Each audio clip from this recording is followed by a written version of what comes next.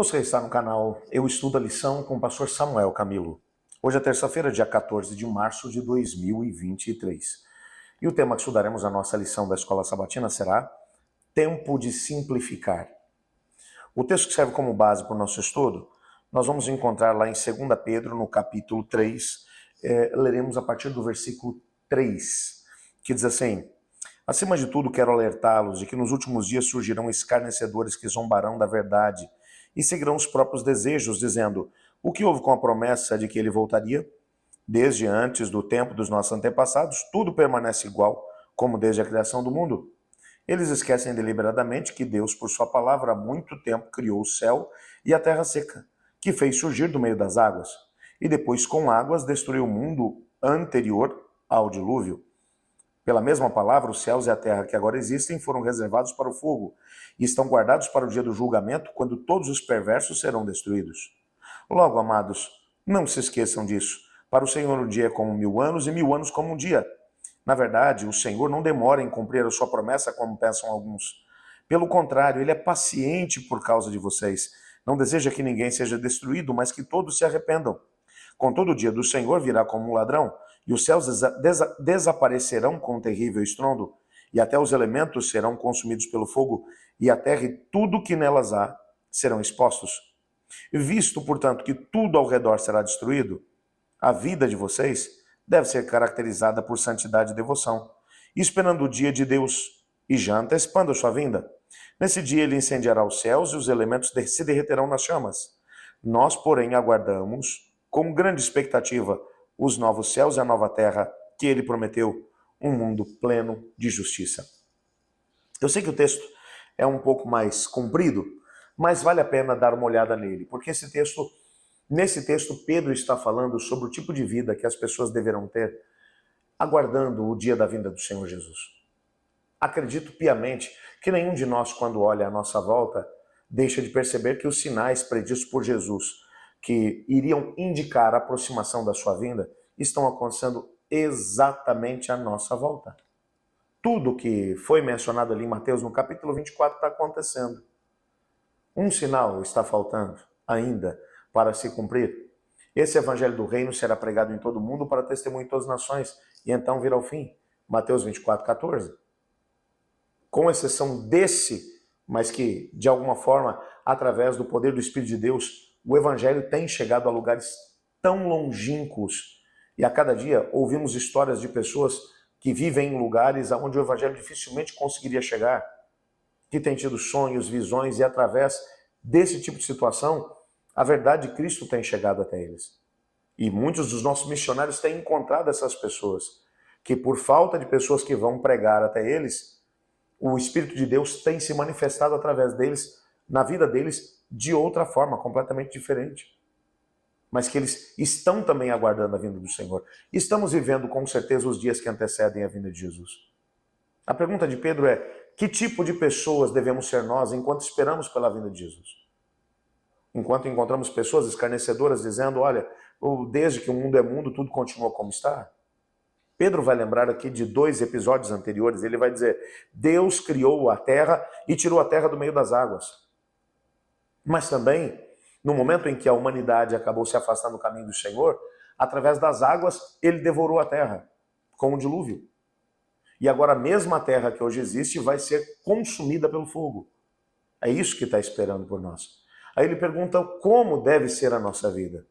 E ele vai mencionar que a nossa vida deve ser caracterizada por piedade e por devoção, por comprometimento com Deus e com a sua causa. E você reparou que exatamente nos dias que antecedem o retorno de Jesus, o inimigo tem trabalhado para quê? Para poder ocupar o nosso tempo de uma forma tão tremenda que nós vivemos a vida por causa das coisas que serão queimadas. Eu explico aquilo que eu estou dizendo.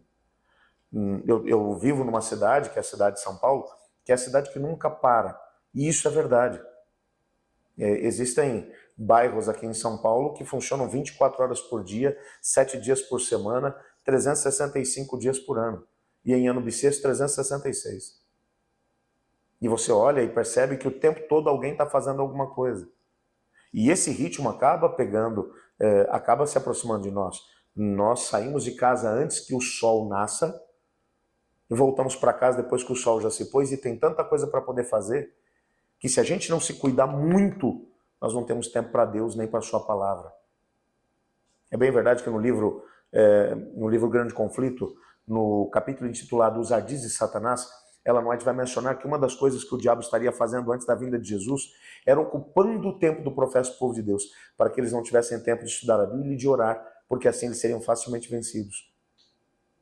E o ritmo da nossa sociedade consumista tem sido tal que a gente tem vivido por causa das coisas. Por que a gente trabalha tanto? Para termos melhores coisas, melhores móveis, melhores equipamentos, melhores carros, melhores casas. E aí vivemos em função dessas coisas. E Pedro está dizendo, gente, não faz sentido isso, tudo isso vai ser queimado. Qual é o propósito de Deus para nós? É que nos aproximemos o máximo possível do tipo de vida simples que o povo de Deus sempre levou. Quando você olha para o tempo patriarcal, olha para Abraão, um homem que era muito rico, é bem verdade, mas um homem que vivia em tendas. Por que ele vivia em tendas? Para poder mostrar, e lá na carta aos Hebreus, no capítulo 11, na Galeria dos Heróis da Fé, descobrimos que ele peregrinou a vida toda, não teve nenhum pedaço de terra que ele pudesse dizer que era seu. O único pedaço de terra que ele teve foi o que ele comprou dos hititas para poder fazer um lugar para sepultar os seus mortos, a caverna de Macpela. Mas no restante, ele não teve nada. A Bíblia vai dizer, ele, apesar de ser um indivíduo com muitas posses, mas ele vivia essa vida, tendo como foco a cidade cujo edificador e arquiteto foi o Senhor Jesus. Aonde estava o coração dele? Bem, esse é o grande detalhe. Aonde hoje está o teu coração? Você tem vivido por quê? O que realmente importa para você? Num tempo como esse, em que tudo à nossa volta grita que Jesus está voltando, aonde está o seu coração? O que realmente importa para você? Essa pergunta é a pergunta mais importante da sua vida. É a pergunta que vale milhões. E na resposta a ela, talvez você encontrará uma outra resposta.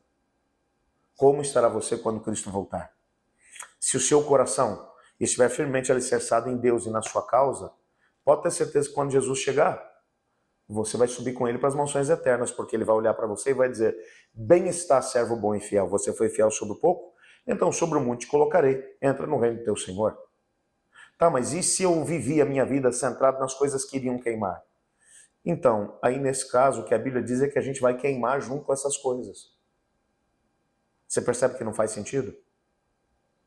Por isso hoje, nós precisamos orar para que o nosso coração esteja firmemente alicerçado no lugar certo, no reino de Deus e na sua justiça. Viver de forma mais simples, desapegado das coisas desse mundo. Não estou dizendo que você tem que agora viver sem responsabilidade com a vida. Não é isso que eu estou dizendo. Estou dizendo que o nosso coração tem que estar no lugar certo. Nosso coração tem que estar firmemente alicerçado no reino de Deus. Nós vamos orar por isso hoje. Mas vamos também orar pelos nossos pedidos feitos lá no nosso chat. Eu confesso que a cada dia fico mais feliz de poder perceber o que está acontecendo no nosso chat. Agora há pouco estava olhando, tanta gente dizendo, fulano, estou orando por você, Beltrano, estou orando por você. Agora há pouco vi uma pessoa que disse assim, eu não te conheço, mas fico tão feliz de saber que você está orando por mim. E eram duas pessoas, uma delas estava lá no continente europeu e o outro lá no extremo sul do Brasil. Mas um orando pelo outro, as nossas orações nos aproximam. Então vamos orar uns pelos outros. Escolha pelo menos 5 pessoas pelas quais você vai orar durante o dia. E ao mesmo tempo coloque os seus pedidos ali no chat. Isso nos ajuda a podermos orar uns pelos outros. Os 5 pedidos que eu selecionei aqui. O primeiro deles, a Paulinha Santos. Ela pede uma oração muito especial pelo o irmão dela, o irmão de sangue, o Valdemir. Ela menciona que o Valdemir foi adventista durante toda a sua infância, mas que logo ali no final da infância e início da adolescência ele acabou se afastando do caminho de Jesus, mas que ela percebe que o princípio está lá no coração, mas falta força para poder voltar. E ela pede para a gente poder orar pelo Valdemir. Paulinha, nós vamos orar sim, e o Espírito de Deus vai tocar nesse coração, não desista de orar por ele. Temos aqui também a Raquel Rosa. Ela menciona que o filho dela tem tido muitas convulsões e eles estão tentando descobrir o que se passa, o que está provocando isso. E ela confia no poder de Deus e pede para que intercedamos também pelo seu filho, Vamos orar pelo filho da Raquel Rosa. A Dilva Maria, ela pede pelo filho de um amigo que acabou de ser diagnosticado com leucemia. E ela crê também que Deus pode curar esse menino. Vamos orar, então, pelo filho do amigo da Dilva, pela Inês Luna. Ela menciona que o filho dela é líder da igreja e já faz alguns meses que ele está desempregado. Tem aparecido algumas opções de emprego, mas todas elas exigem que ele trabalhe ao sábado. E ela tem mencionado que ele, de forma firme, tem perseverado na fé em Cristo. Mas ela clama para que Deus possa abrir as portas e que ele consiga um emprego onde ele possa ser fiel a Deus, guardando também o santo sábado. Vamos orar aqui pelo filho da Inês, tá ok? E finalmente pela Lúcia Lopes.